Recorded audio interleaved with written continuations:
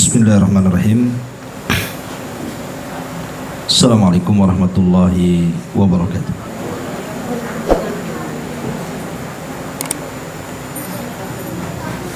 Alhamdulillah wassalatu wassalamu ala rasulillah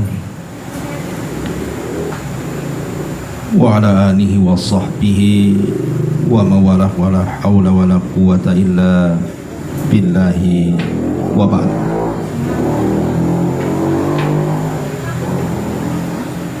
Alhamdulillah, segala puja dan puji hanya milik Allah subhanahu wa ta'ala.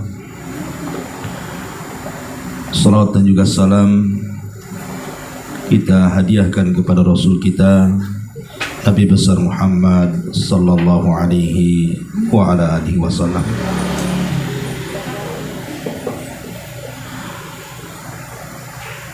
Hadirin dan hadirat yang dimuliakan Allah subhanahu wa ta'ala, alhamdulillah di sore hari ini kembali kita bisa duduk untuk bertolabul ilmi. Salawat dan juga salam tetap kita hadiahkan kepada Rasul kita Nabi besar Muhammad sallallahu alaihi wasallam. Kita lanjutkan kembali kajian kita, masih membahas kitab At-Taifah Al-Mansurah,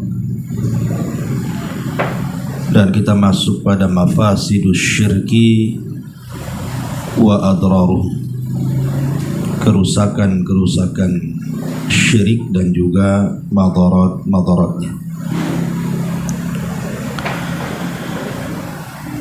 Di sini pengarang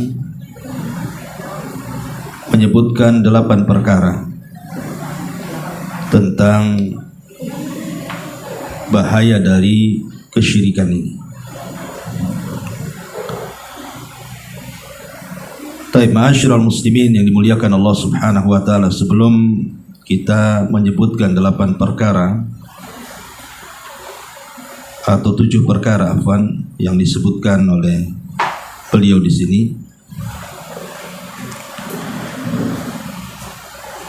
kita tahu bahwa tauhid adalah perkara yang paling ditekankan di dalam Islam untuk dipelajari. Makanya Nabi SAW selama 13 tahun berada di kota Mekah, berusaha untuk mentauhidkan seluruh orang-orang yang ada di Mekah. Walaupun kenyataannya mendakwahkan tauhid ini bukan perkara mudah. Banyak tantangan dan rintangan yang dihadapi Nabi SAW, baik dalam keluarganya ataupun orang-orang di sekitarnya. Sebut saja Abu Lahab. Abu Lahab itu paman Nabi SAW. Bahkan boleh dikata dia sangat mencintai Nabi SAW sampai 2 putranya menikah dengan 2 putri Nabi SAW, Utbah dan Utaibah. Menikah dengan Ruqayyah dan juga Ummu Kulthum. Tetapi ketika Nabi SAW diangkat menjadi Nabi dan Rasul, justru dia yang pertama kali menentang sebelum ada orang yang menentang. Ketika Nabi SAW mulai berdakwah pertama kali, mengkhitab seluruh keluarganya di Bukit Safa. Kata Nabi SAW, "Qulu la ilaha illallah tuflih." Katakan la ilaha illallah, kalian akan beruntung. Tetapi kemudian Abu Lahab hanya mengatakan, "Alihada jama'tan," oh, untuk ini kau kumpulkan kami di sini. Kemudian mulai mencaci maki Nabi SAW. Itulah permulaan kebencian orang-orang musyrik kepada Nabi SAW, dimulai dari Abu Lahab. Kemudian setelah ada perintah dakwah secara terang-terangan, mulai Nabi SAW mendakwahkan satu persatu penduduk Mekah. Maka datanglah Abu Jahal, datanglah Umayyah, datanglah Al-Walid, dan sederetan tokoh-tokoh Quraisy yang mulai menentang dakwah Rasul, sehingga Nabi SAW mendapatkan kesulitan yang luar biasa dalam menyampaikan dakwah tauhid.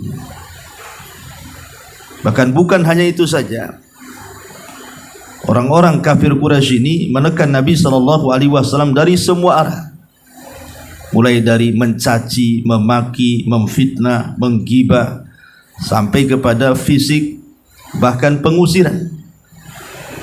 Sehingga Nabi dan para sahabatnya yang ketika itu jumlah mereka tidak banyak, terpaksa harus hijrah ke Habasyah, bahkan 2 kali lagi, baru terakhir ke kota Madinah. Ma'asyiral muslimin wal muslimat rahimani wa rahimakumullah. Setelah Nabi SAW sudah tidak ada tempat lagi untuk mendakwahkan tauhid di Mekah, karena sudah 13 tahun, maka Nabi SAW mulai hijrah dari Mekah ke Madinah. Rupanya tantangan dakwah di kota Madinah juga kurang lebih, cuman beda musuhnya.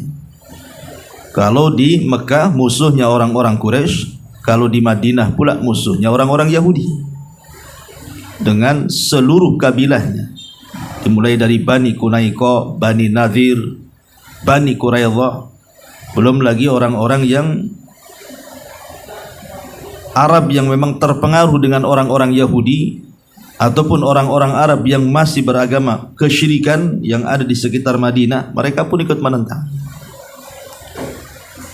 Tetapi dengan kesabaran Nabi SAW, akhirnya sedikit demi sedikit biiznillah, dengan izin Allah Subhanahu wa taala, tersebarlah tauhid dengan sangat pesat di kota Madinah, sampai akhirnya berhasil kembali ke Mekah dengan menaklukkan kota Mekah, dan berhasil mendirikan tauhid, menghancurkan seluruh berhala di sekitar Ka'bah dan berhala-berhala yang diagungkan seluruh kabilah-kabilah di Quraisy. Akhirnya kemudian tauhid pun tegak selama 23 tahun. 13 tahun di kota Mekah dan 10 tahun di kota Madinah. Bahkan Nabi SAW mengajarkan kepada kita juga saat wafatnya, 5 hari menjelang wafatnya, Nabi SAW terus mewanti-wanti soal bahaya syirik. Padahal ketika itu Mekah dan Madinah sudah dikuasai dan tidak ada orang yang melakukan kesyirikan.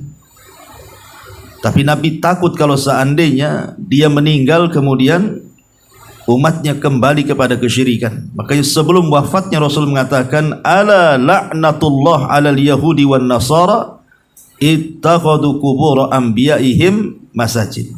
Ingat oleh kalian, Allah sudah melaknat orang-orang Yahudi dan Nasrani yang telah mengambil masjid-masjid mereka dijadikan kuburan, kemudian mereka sembah kuburan itu.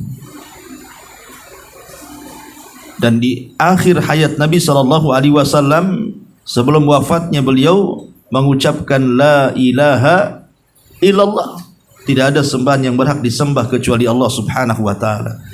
Dari sini kita tahu bahwa tauhid adalah awal dan akhir. Permulaan dakwah dengan tauhid, dan akhir dakwah Nabi SAW pun ditutup dengan tauhid.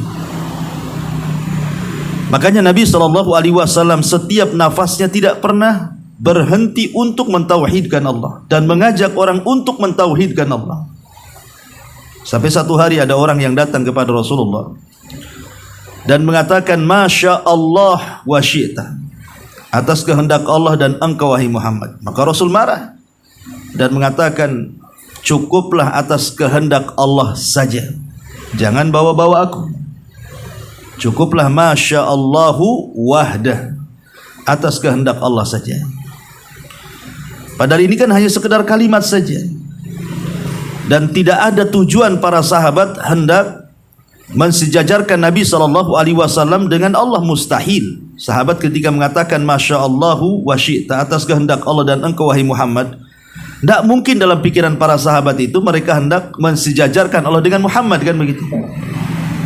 Tetapi Nabi SAW kan ingin mencegah wasilah, ingin mencegah jalan-jalan yang bisa mengantarkan sahabat-sahabat ini terjerumus kepada kesyirikan, sadar ataupun tidak sadar. Makanya Nabi SAW mengajarkan doa kepada kita yang dianjurkan dibaca setelah solat fardu. Allahumma inni a'udzubika an usyrika bika wa ana a'lam wa a'udzubika bima la a'lam. Ya Allah, aku berlindung kepadamu dari kesyirikan yang aku ketahui atau dari kesyirikan yang aku tidak ketahui, terucap tanpa sadar atau melakukan sesuatu kesyirikan tanpa diketahui.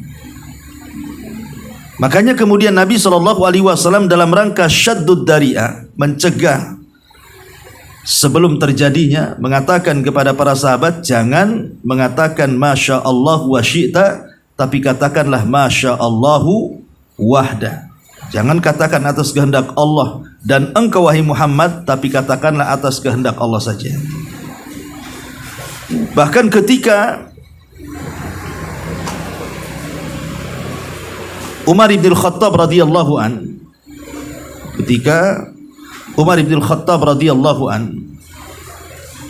mengatakan di hadapan Nabi SAW, bersumpah kepada bapaknya, la wa abi, kata dia, tidak demi bapakku. Maka Nabi SAW mengatakan, jangan kalian bersumpah kepada bapak-bapak kalian. Wa man halafa bi ghairillahi faqad asyrak, kata Rasul. Maka siapapun yang bersumpah kepada selain Allah, maka dia telah melakukan kesyirikan. Lihat bagaimana Rasul membimbing para sahabatnya. Jangan kalian bersumpah kepada bapak-bapak kalian, tapi bersumpahlah kepada Allah. Karena barang siapa yang bersumpah kepada selain Allah, maka dia telah melakukan kesyirikan. Begitu tegasnya Nabi SAW. Bahkan dalam hadis Imran Ibn Husain radhiyallahu an, ketika ada sahabat memakai gelang dari kuningan, kemudian Nabi SAW mengatakan, ma hadha, apa itu yang di tanganmu tuh? Dia mengatakan, gelang wahai Rasul. Kemudian Rasul mengatakan, untuk apa gelang itu? Maka dia mengatakan, untuk mencegah kelemahan. Maka Nabi mengatakan, inziha fa innaha la taziduka illa wahnan.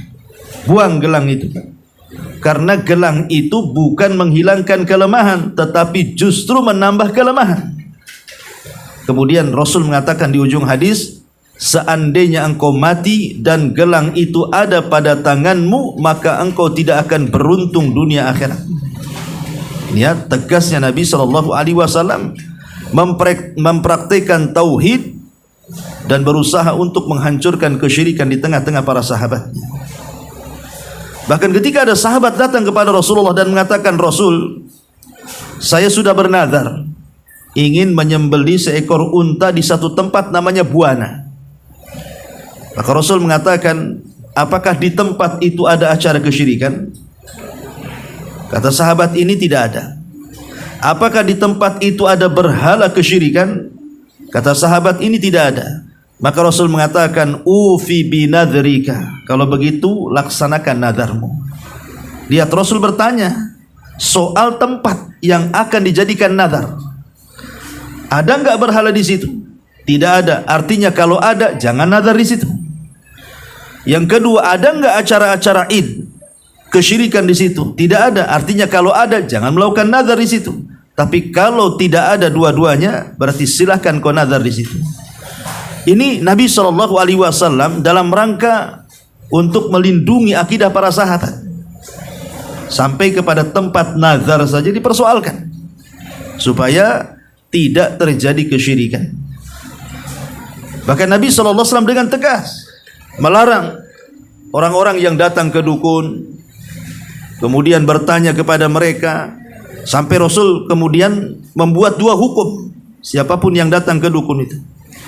Kalau dia hanya datang ke dukun, kemudian bertanya, hanya sekedar bertanya, belum membenarkan, iseng-iseng saja bertanya, kata Nabi SAW, lam tuqbal salatuhu arba'ina yauman, ditolak solatnya 40 hari. Tapi kalau seandainya kemudian sudah bertanya, membenarkan pula, meningkat hukumnya. Faqad bari'a an syariati Muhammadin sallallahu alaihi wasallam, kata Nabi. Berarti dia telah kafir. Kenapa? Karena sudah mengingkari syariat Nabi sallallahu alaihi wasallam. Oh, lihat bagaimana Nabi SAW sampai merinci soal hukum. Karena datang ke dukun ini bahaya. Datang ke dukun ini bisa menjadikan kita menjadi seorang musyrik kalau sampai bertanya, meyakini, apalagi sampai kemudian mengamalkan apa yang dikehendaki para dukun itu. Karena dukun-dukun itu tidak lepas daripada praktek-praktek kesyirikan. Begitu Nabi SAW melindungi umatnya dari kesyirikan. Sampai-sampai ketika perang Uhud. Perang Uhud ini adalah perang kekalahan, kan? Nabi SAW kalah di perang Uhud. Ketika Nabi SAW kemudian bersembunyi di kegelapan, ketika itu sudah tersebar Nabi SAW meninggal. Karena ada seorang sahabat yang postur tubuhnya itu kalau pakai baju besi mirip dengan Nabi, namanya Mus'ab ibn Umair. Mus'ab ini kalau udah pakai pakaian baju besi, pakaian perang, itu dia dengan Nabi kurang lebih saja bentuknya. Sehingga ketika Mus'ab ibn Umair berhasil mati syahid, dibunuh oleh orang-orang musyrik di perang Uhud itu, mengira orang-orang itu sudah membunuh Nabi, padahal Nabi bukan itu Mus'ab itu. Maka tersebarlah kemudian kematian Nabi SAW sampai menjadikan sebagian para sahabat lari tunggang langgang gitu. Tapi sebagian sahabat yang lain tetap teguh. Bahkan ada sahabat namanya Anas ibn Nadhr radhiyallahu anhu mengatakan, "Kenapa kalian lari? Kenapa kalian lari? Sungguh aku sudah mencium bau sorga di balik Uhud ini. Kembali kalian." Intinya yang ingin saya ceritakan adalah ketika Nabi SAW kemudian bersembunyi di bebatuan, Abi Sufyan ini malam-malam merasa sudah menang, ya. Jadi dia bertanya kepada pasukan kaum muslimin di kegelapan dan mengatakan, "Afikum Muhammad?" Apakah ada Muhammad di situ? "Afikum Ibnu Abi Kuhafa?" Apakah di situ ada Ibnu Abi Kuhafa, maksudnya Abu Bakar? "Afikum Umar?" Apakah di situ ada Umar? Kenapa kemudian Abi Sufyan bertanya tentang 3 orang ini? Sebab kalau 3 orang ini meninggal binasa, maka itu cukup melemahkan kaum muslimin. Tetapi Nabi SAW mengisyaratkan kepada Abu Bakar dan Umar dalam kegelapan itu, jangan dijawab. Sampai 3 kali itu Abi Sufyan itu, karena Abi Sufyan pemimpin perang dari kalangan Quraisy sebelum masuk Islam. Tapi Rasul tetap mengatakan jangan dijawab. Tapi ketika Abi Sufyan mulai menyentuh akidah, mulai menyentuh tauhid, Rasul tidak diam. Ketika kemudian Abi Sufyan mengatakan, "U'lu Khubal." U'lu Khubal, dia mengatakan. Khubal yang maha agung, Khubal yang maha tinggi, katanya. Maka Rasul mengatakan kepada Umar radhiyallahu anhu dan mengatakan, "Ajibu ya Umar." Jawab wahai Umar. Umar mengatakan, "Apa yang harus aku jawab wahai Rasul?" Maka Rasul mengatakan, "Katakan Allahu a'la wa ajal." Allah yang maha tinggi dan maha mulia. Maka Umar pun menjawab ucapan Abi Sufyan. Kemudian Abi Sufyan mengatakan, "Lanal uzzah wala uzzalakum." Kami punya Uzzah, kalian tidak punya Uzzah. Maksudnya patung Uzzah, Lata Uzzah.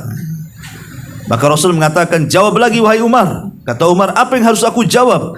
Kata Nabi SAW, "Allahu maulana la maula lakum." Allah pelindungku dan Allah tidak akan melindungi kalian. Lihat, Nabi SAW tidak tahan kalau sudah disentuh akidah, kan. Awalnya Rasul jangan dijawab, biarkan saja dia bicarakan itu. Tapi ketika sudah menyentuh ranah akidah, ranah tauhid, oh tidak bisa. Nabi SAW harus membela. Karena memang dakwah inti Nabi SAW adalah mentauhidkan seluruh manusia dan jinnya. Wa ma khalaqtul jinna wal insa illa liya'budun. Tidaklah aku ciptakan jin dan manusia kecuali disuruh untuk beribadah kepada Allah Azza wa Jalla. Lah kenyataan dakwah tauhid ini semakin jauh dari Nabi SAW, Persis seperti sabda Nabi SAW, akan datang zamannya di mana umatnya akan kembali melakukan kesyirikan. Memang begitu kata Nabi SAW. Dan sadaqa Rasulullah SAW, sungguh benar ucapan Rasul. Jangan cerita di negeri-negeri yang memang jelas kesyirikannya, seperti yang mayoritas Hindu, Buddha atau yang lainnya. Di negeri Islam sendiri, contoh aja negeri kita saja ini, namanya kesyirikan itu sudah menjadi sebuah perbuatan yang terkadang biasa dilakukan. Bahkan ada yang tidak tahu itu syirik. Bahkan ada yang sudah tahu itu syirik tetap saja melakukan kesyirikan. Ya sebut saja banyak di negeri kita ini masih percaya dengan dukun, masih menggantungkan tangkal-tangkal. Terkadang juga mereka berdalil ini kan ayat-ayat kursi umpamanya kan, dibuat kaligrafi kemudian digantungkan di rumah. Apa manfaatnya kaligrafi ayat kursi? Habis bisa mengusir syaitan? Tidak juga. Karena ayat itu bermanfaat kalau dibaca. Kalau nggak dibaca mana bisa setan takut. Kita pajang depan, setan lewat belakang kan itu. Kita pajang belakang, setan lewat depan kan itu. Bukan itu. Kalau ingin mengusir setan di rumah, bukan pasang kaligrafi. Kata Nabi SAW, barang siapa yang membaca surah Al-Baqarah, larilah setan dari rumah tuh. Baca surah Al-Baqarah. Atau Rasul mengajarkan surah Muawwidhataini kok, qul a'udzu birabbin nas, qul a'udzu birabbil falaq. Itu doa perlindungan namanya. Lah yang lebih parah lagi kalau hanya menggantungkan untuk hiasan saja, ya mungkin menyelisih sunnah gitu saja. Tapi kalau sudah diyakini, maka keyakinan ini bisa sampai kepada bid'ah atau mungkin bisa sampai menjerumuskan kepada kesyirikan. Ya. Makanya kemudian menggantungkan ayat-ayat itu menjadi perselisihan ulama. Memang ada, kita tidak mengingkari ada yang membolehkan. Tapi pendapat yang kuat tidak boleh. Karena itu bisa menjerumuskan kepada wasilah-wasilah yang dilarang dalam Islam. Dan ini pendapat yang kuat dari Abdullah ibn Mas'ud radhiyallahu an. Dan banyak lagi. Ya, kalau kita cerita kesyirikan di masyarakat, baik syirkul asghar seperti mengatakan kalau bukan karena engkau. Ini kan sudah terbiasa di masyarakat kalimat ini. Kalau bukan karena engkau, tentu saya tidak akan berhasil. Atau kalau bukan karena saya, engkau tidak akan seperti ini. Untung ada saya, untung ada dia. Nah, gitu ya. Kadang-kadang kan kalimat-kalimat seperti ini, kalau kita dalami gitu kan, ini mengandung kesyirikan. Walaupun tidak sampai syirkul akbar ya, tapi syirkul asghar. Karena terkadang dia tidak paham, dia sedang menasabkan nikmat kepada makhluk, bukan menasabkan nikmat kepada Allah. Umpamanya Anda ini naik mobil disetiri, kemudian hampir tabrakan tak jadi. Kemudian kita katakan nasib baiklah supirnya bagus. Kan gitu ya. Nasib baik nih supirnya lihai. Ini supir Medan nampaknya nih. Umpamanya kan itu. Enggak boleh kayak gitu. Memang ini perkara ringan dalam lisan. Harusnya yang harus diucapkan kita kalau bukan karena Allah. Kemudian supir Medan, nah gitu betul. Jadi Allahnya itu jangan sampai dihilangkan. Karena bagaimanapun keselamatan dari kecelakaan itu sebuah nikmat. Dan nikmat itu datang dari Allah. Nasabkan nikmat itu kepada Allah. Itu maksudnya. Kalau bukan karena Allah, kemudian si anu, nah gitu yang benar ya. Jadi terbiasa. Ini yang banyak gitu di masyarakat yang sering terjadi. Belum lagi yang lainnya, belum lagi tangkal-tangkal jimat. Oh di Batam paling banyak tuh, paling laris. Karena dukun-dukun di luar Batam yang nggak laku tuh ke Batam mereka. Gitu. Lah yang nggak laku di Batam ke Singapura pula dia jualannya. Ma'asyiral muslimin yang dimuliakan Allah Azza wa Jalla, intinya bahwa dakwah tauhid ini harus terus kita gaungkan. Kenapa?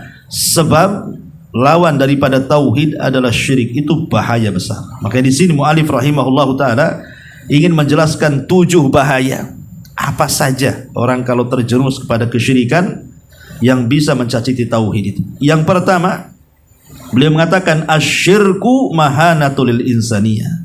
Syirik ini bisa merendahkan manusia. Syirik ini bisa menjadikan manusia mulia menjadi rendah.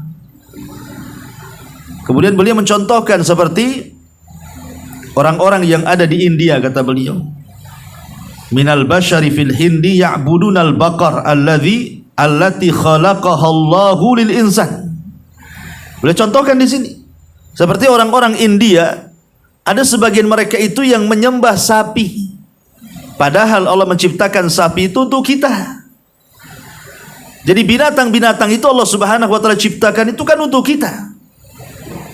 Allah menjadikan makhluk-makhluk yang ada di bumi ini, baik sungainya, lautannya, gunungnya, hutannya, binatangnya, itu Allah anugerahkan untuk kita manusia. Artinya dari sini kita tahu bahwa kita ini jauh lebih mulia dibandingkan yang lainnya. Walaqad karramna bani Adam, dan kami muliakan anak-anak Adam itu. Wa hamalnahu fil barri wal bahri, sehingga bentuk kemuliaannya kata Allah, kami bawa mereka baik di lautan ataupun di daratan. Akhirnya Allah Subhanahu wa taala berikan kemampuan kepada manusia bisa berjalan di air dengan kapal, bisa berjalan di darat dengan kendaraan, bahkan sampai ke udara. Bisa membuat kapal, pesawat terbang, dia bisa berjalan di atas hawa, bayangkan. Itu tidak bisa dilakukan selain daripada manusia. Binatang tidak bisa. Akal aja tidak punya binatang itu. Makanya binatang itu diciptakan kepada kita, karena kita diberikan akal. Loh, makhluk yang diberikan akal malah menyembah makhluk yang tidak ada akalnya pula. Gimana ceritanya nih? Sapi ini kan gak berakal, kok disembah pula makhluk yang tidak berakal? Seandainya kemudian kita menyembah orang gila saja dikatakan gila, lah ini yang disembah sapi apa gak lebih gila daripada menyembah orang gila, kan begitu? Makanya di sini ini kesyirikan ini sama dengan merendahkan derajat manusia, serendah-rendahnya. Pada Allah mengatakan laqad khalaqnal insana fi ahsani taqwim tsumma radadnahu asfala safilin. Allah sudah menciptakan manusia sebaik-baik bentuk, tetapi manusia sendiri yang memilih jatuh kepada sesuatu yang lebih rendah, asfala safilin. Allah sudah muliakan, kok kita mau rendah pula. Jadi ini yang pertama. Ya, bahkan beliau mencontohkan juga di sini, ba'dul muslimin ya'kufuna ala kuburi al-mauta. Sebagian kaum muslimin ada yang i'tikaf di kuburan-kuburan. Wa yas'alunahum hajatahum, mereka meminta hajat-hajat mereka. Wahum abidun mithlahum, padahal yang di kuburan itu sama juga dengan kita, hamba Allah. Orang-orang yang datang ke kuburan, kalau hanya sekedar ziarah saja tidak ada masalah, ya. Karena memang Rasul memberikan kepada kita arahan untuk ziarah kubur. Bagi laki-laki harus sering, bagi perempuannya jangan sering-sering. Kalau laki-laki memang disunnahkan untuk sering-sering ziarah kubur, tapi bagi akhwat boleh ziarah kubur tapi jangan sering-sering, karena ada hadis yang melaknat wanita yang sering ziarah kubur. Ya tentu karena dikhawatirkan terjadi hal-hal yang tidak diinginkan, karena hati wanita lebih ikut perasaan, takut niyahan nanti di kuburan. Makanya dilarang sering-sering. Kalau hanya ziarah kubur saja sudah saya jelaskan adab-adab ziarah kubur itu. Tapi kalau seandainya kemudian diniatkan ziarah kubur itu meminta sesuatu kepada orang yang dalam kuburan itu loh. Orang yang dalam kuburan manusia juga sama dengan kita.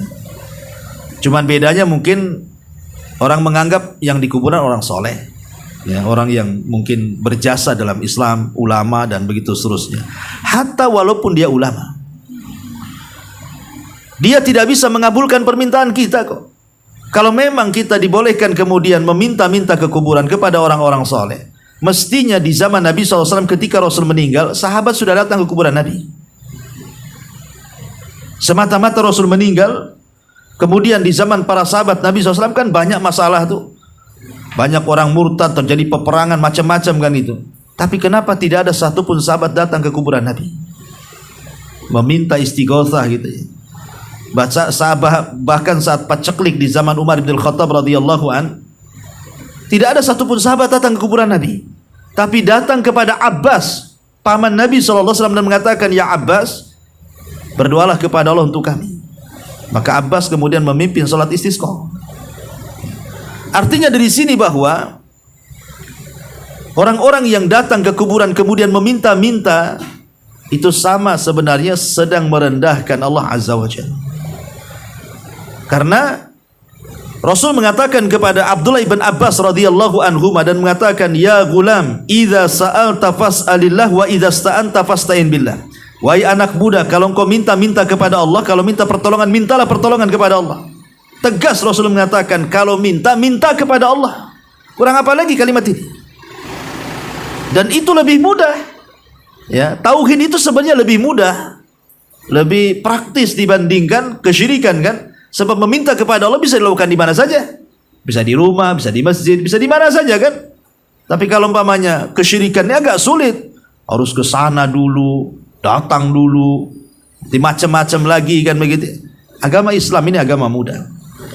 Ma'asyiral muslimin wal muslimat rahimani wa rahmakumullah. Allah Subhanahu wa taala mengatakan di sini, dicantumkan oleh muallif dalilnya, walladzina yad'una min dunillah la yakhluqu syai'an wa hum yukhlaqun amwat ghaira ahya wa may yash'uruna ayyana yub'atsun.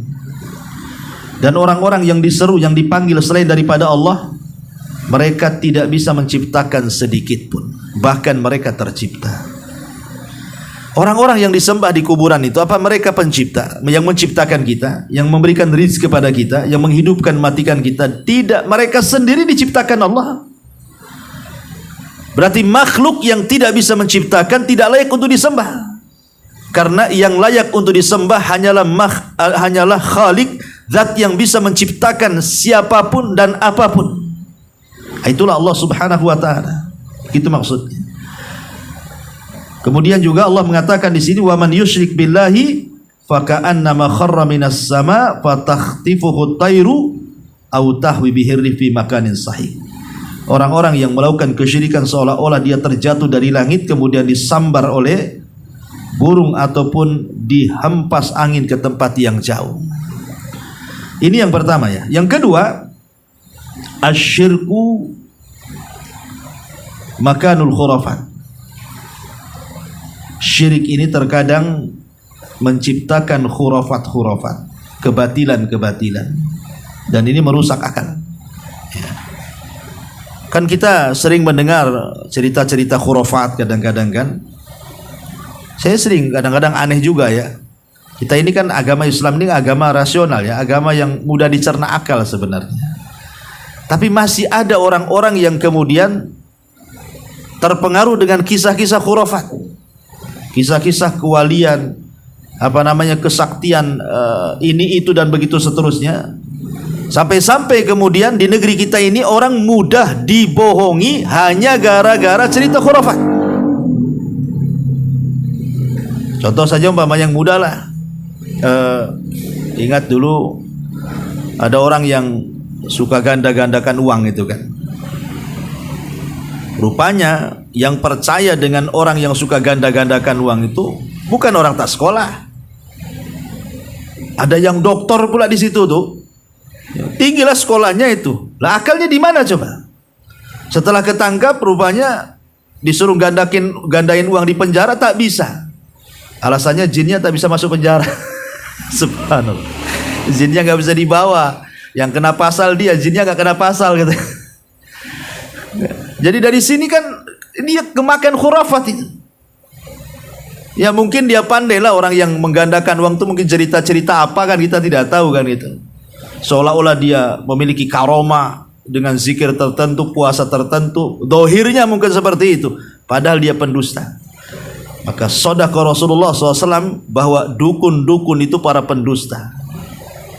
Mereka para pendusta. Makanya sumber ilmu perdukunan itu dari mana coba? Dari jin yang mengambil satu kalimat dari langit, kemudian dicampur adukan dari satu kebenaran menjadi 99 kedustaan. Jadi 100% itu satu yang benar, 99 dusta. Kemudian berita yang penuh dengan kedustaan itulah dijual kepada para dukun paranormal yang ada di bumi. Jadi sumber daripada ilmu perdukunan itu mereka adalah makhluk-makhluk yang suka berdusta, syaitan, jin. Nah, makanya kemudian diwariskan dusta itu kepada dukun. Tidak ada di dunia dukun yang jujur itu. Semua dukun itu pendusta. Sebutkan dukun yang jujur, tidak ada. Makanya kalau datang ke dukun itu mau minta apa saja, dukun tidak pernah menolak. Pak bisa ini, bisa. Bisa itu, bisa. Bisa yang lain? Bisa, semua bisa. Padahal nggak bisa.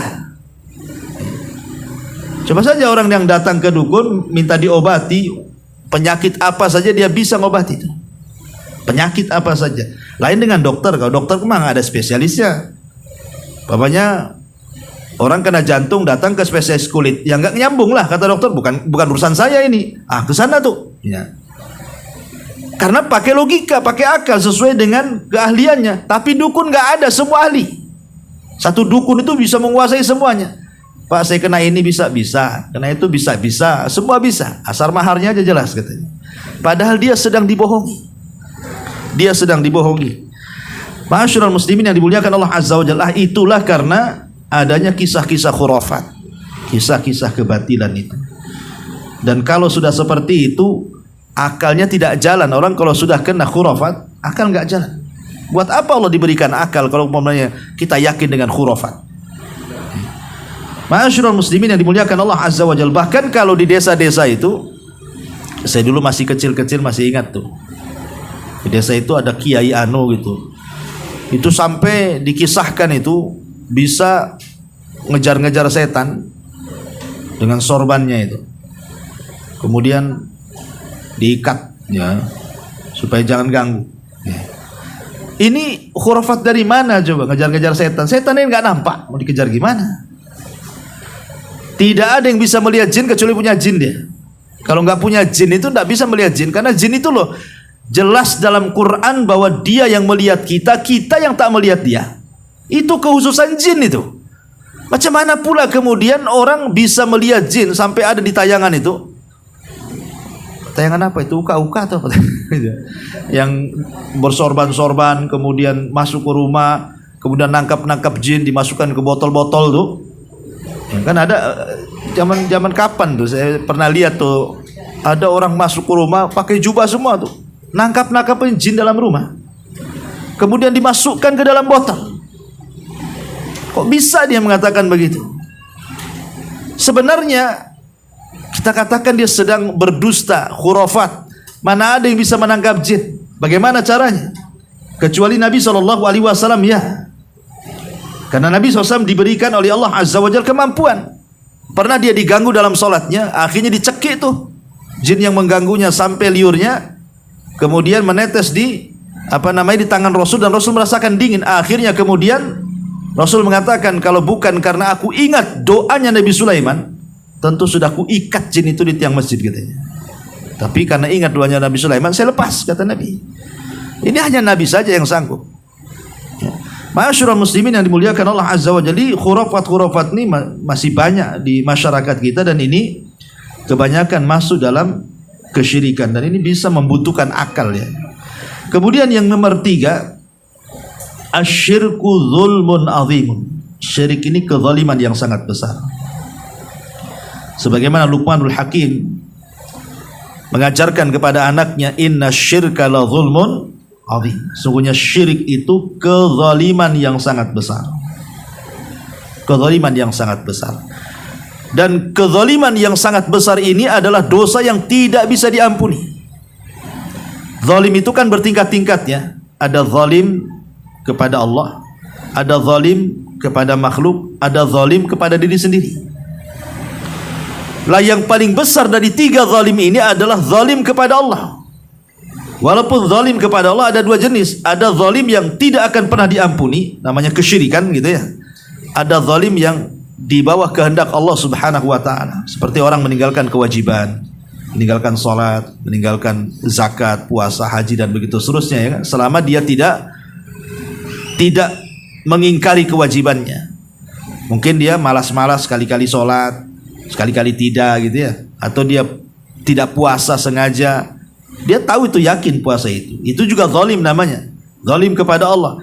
Tapi yang seperti ini akan berbeda hukumnya dengan orang yang datang ke dukun, menyembah berhala dan begitu seterusnya. Sama-sama zalim kepada Allah, tapi yang satu jelas-jelas tidak akan diampuni, karena itu kesyirikan.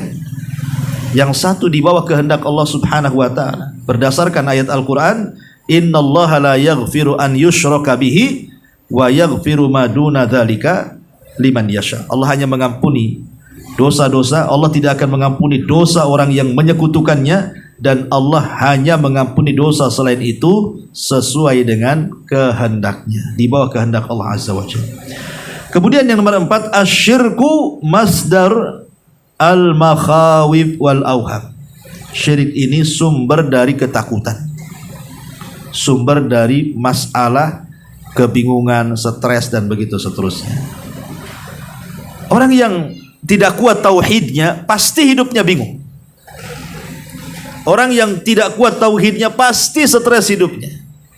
Tapi orang yang kuat tauhidnya pasti tenang hidupnya, karena dia akan senantiasa bertawakal kepada Allah Subhanahu wa taala dan begitu seterusnya. Makanya saya lihat sekarang, lihat saudara-saudara kita di Palestina itu. Saya melihat potongan-potongan video orang-orang yang ada di sana. Ya. Bagaimana orang-orang Palestina itu bisa setabah itu coba? Setawakal itu, sekuat itu jiwanya. Terbuat dari apa hatinya orang-orang Palestina? Kenapa? Karena tertanam tauhid. Di kita saja kalau ada musibah pasti ada kriminal, ada perampokan, ada penjarahan. Kenapa? Untuk mempertahankan hidup kan. Contoh, di mana dulu ada gempa? Di Sulawesi itu di mana dulu? Yang ada orang bawa bantuan, tiba-tiba dicegah di jalan. Belum sampai ke lokasi sudah diambil barangnya kan, dicuri, dirampok kan. Ya, alasannya ya mungkin karena takut tidak kebagian, mungkin ya, kita berhusnudzon saja kan. Ya, walaupun bisa saja itu mungkin orang lain yang sengaja menjarah kan.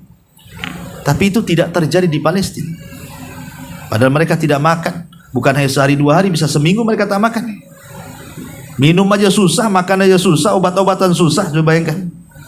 Tapi subhanallah, tidak ada kriminal di sana.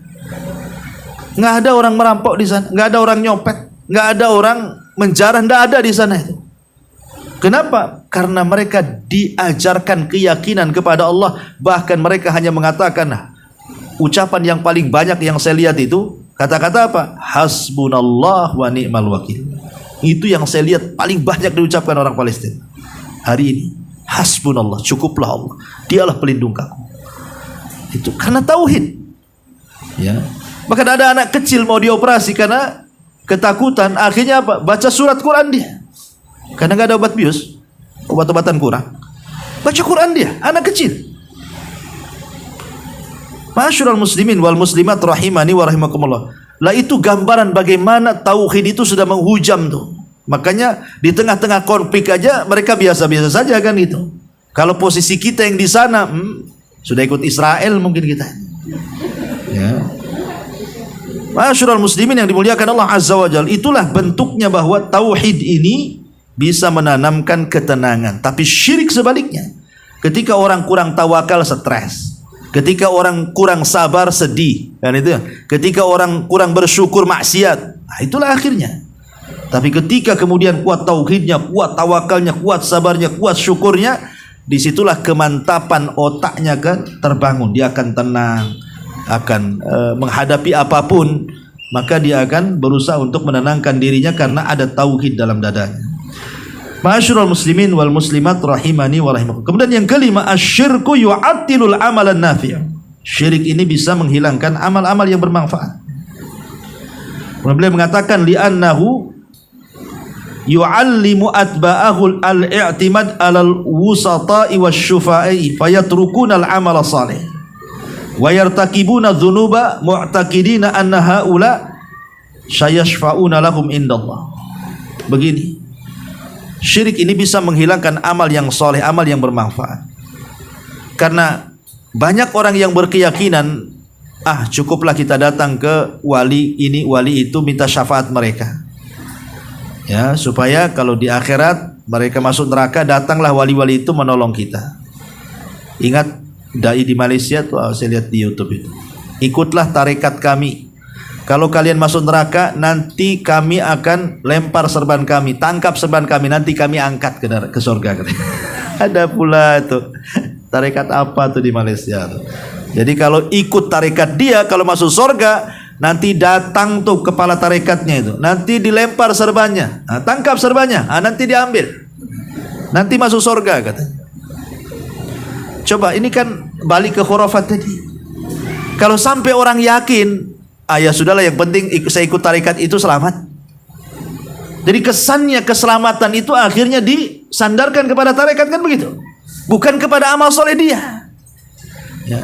Itulah kadang-kadang kalau sudah main khurafat, syirik-syirik ini, jadi orang malas beramal jadinya. Harusnya kan kalau kita ingin masuk surga ya banyak-banyak sholat, banyak-banyak baca Quran gitu ya, banyak-banyak ngaji, banyak-banyak beramal. Harusnya kan disandarkan ke gitu. Tapi kalau sudah ada kisah seperti ini, Anda perlulah beramal. Yang penting saya ikut tarikat dia, pasti masuk surga. Ini kan bahaya yang seperti ini. Ya, ini harus dipahami juga. Kemudian juga yang nomor 6, asyirku sababul khulud finnar. Dan ini yang paling bahaya. Syirik ini menyebabkan kekekalan manusia di neraka. Dan juga wasyirku sababun lidya'i fid dunya wal adzabi al-mu'abbad fil akhirah. Bahkan syirik juga bisa menyebabkan hilangnya sesuatu yang berharga di dunia dan juga terancam dengan azab yang akan mengekalkan di akhirat. Dan ini berdasarkan ayat Al-Quran, innahu man yushrik billahi faqad harramallahu alaihi al-jannah wa ma'wahun nar wa ma lidh-dhalimina min ansar. Siapapun yang menyekutukan Allah, maka haram padanya sorga, tempatnya neraka, dan orang zalim tidak akan ada penolong. Jelas, harusnya cukup ayat ini saja. Itu sudah cukup bagi seorang yang muwahhid ahli tauhid itu menggetarkan jiwanya. Takut, ya kan? Kalau sampai kita dikekalkan di neraka ini kan harusnya takut kita ini. Jangankan kekal di neraka, masuk neraka aja kita takut. Karena 1 hari di nerakanya sama dengan 1000 tahun di dunia disiksa tuh. Jadi kalau kita ini 1000 tahun disiksa di dunia itu sama dengan 1 hari di neraka tuh. Jangankan 1000 tahun, 1 hari disiksa aja kita tidak mau. Ya kan? Harusnya kalau dipikirkan mendalam, harusnya cukup ayat ini menyadarkan kita jangan sampai melakukan kesyirikan. Dan yang terakhir, yang nomor 7, kata beliau, asyirku yufarriqul ummah. Kesyirikan ini bisa memecah belah umat. Makanya Allah mengatakan wala takunu minal musyrikin. Jangan seperti orang-orang musyrik. Minal ladzina farraqu dinahum.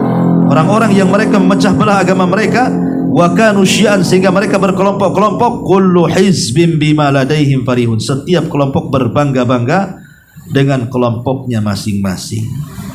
Jadi syirik inilah yang memecah belah umat. Tauhidlah yang mempersatukan umat. Dan persatuan itu kekuatan. Dan syirik itu perpecahan, dan perpecahan itu kelemahan. Yang menjadikan umat ini kuat adalah tauhid, dan yang menjadikan kelemahan umat ini adalah kesyirikan. Inilah diantara poin 7 perkara dari ujangan mu'alif rahimahullah ta'ala tentang bahaya kesyirikan baik dalam kehidupan individu ataupun masyarakat. Time sampai di sini karena maghrib juga cepat sekarang ya. Ini sudah hampir 5:30. Tidak ada tanya jawab. Kita tutup dengan doa kafaratul majlis. Subhanallah bihamdika asyhadu an la ilaha illa anta astaghfiruka wa atubu ilaik. Wallahu ta'ala alam. Assalamualaikum warahmatullahi wabarakatuh.